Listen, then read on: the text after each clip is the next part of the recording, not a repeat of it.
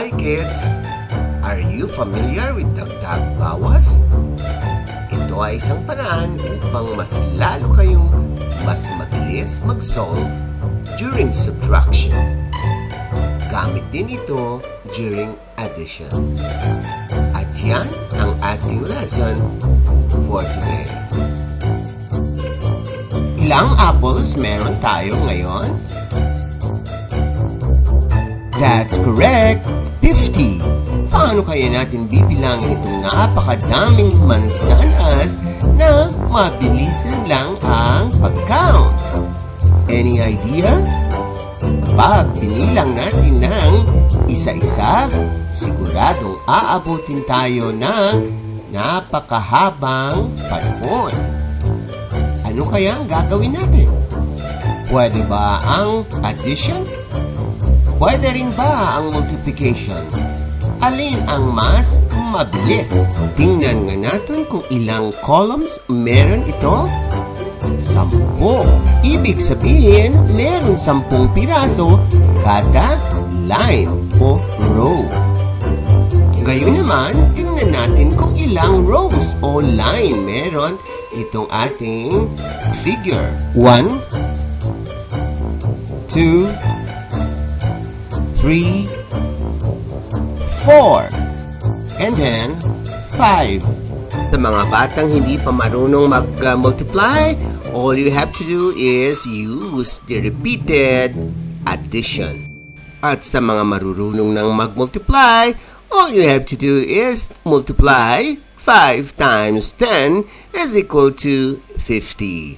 Now, let's go to our lesson using dagdag-bawas in subtracting a number. In this example, I would like to take away 21 apples from the 50 apples.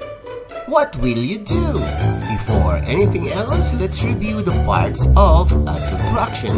This is the minuend, and the other one is the subtrahend. For easy subtraction, we will find the nearest tens of 21. Now, it is easy to subtract. Now, I will take away the 20 apples. Now, can you tell me how many are left? Yes, it's 30. Can you count the number of apples left? 10, 20, 30. Are they the same? Yes.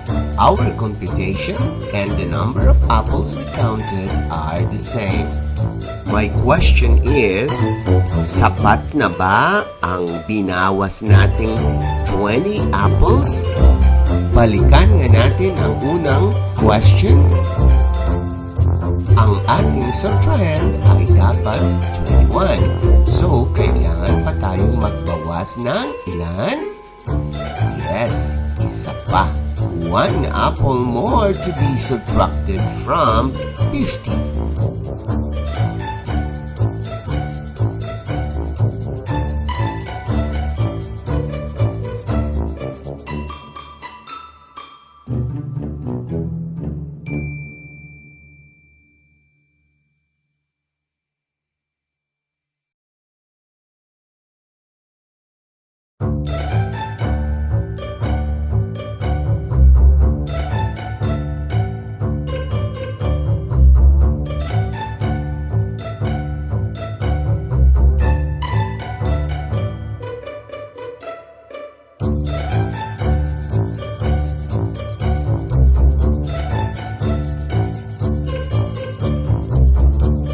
Much pride, I am presenting you the IVFC kids who were awarded in the first International Vedic Math Competition, which was held last September 11, 2021.